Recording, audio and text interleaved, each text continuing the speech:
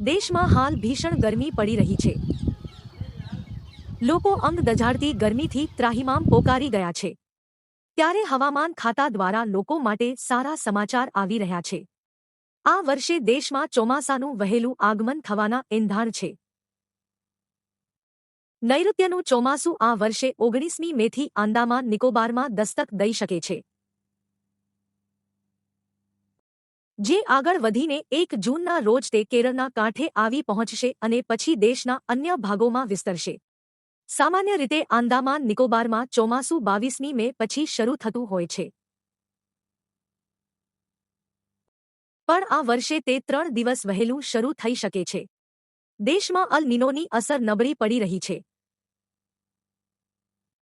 લા નીનાની અસર સક્રિય થઈ રહી છે, જે સારા ચોમાસાના એંધાણ પોકારે છે। દેશમાં આ વર્ષે સામાન્યથી વધુ વરસાદ પડી શકે છે। 1 જૂને તે કેરળમાં આવી શકે છે, 10મી જૂને મહારાષ્ટ્રમાં અને 15મી જૂન સુધીમાં ગુજરાત, મધ્યપ્રદેશ, છત્તીસગઢ, ઝારખંડ અને બિહારમાં પહોંચી શકે છે।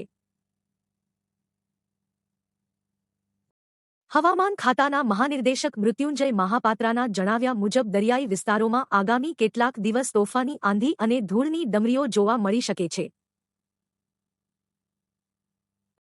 ખાસ કરીને વાતાવરણમાં ભેજનું પ્રમાણ તેમજ તાપમાન ઊંચું રહેતા વરસાદની સ્થિતિ સર્જાઈ છે।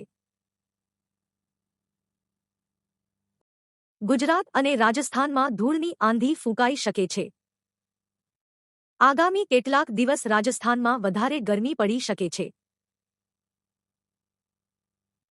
રાજસ્થાન અને ગુજરાતમાં ધૂળની આંધી ફૂંકાઈ શકે છે। દિલ્હી, પંજાબ, હરિયાણા અને યુપીમાં તાપમાન વધતા ગરમીનો પારો ઊંચો રહી શકે છે।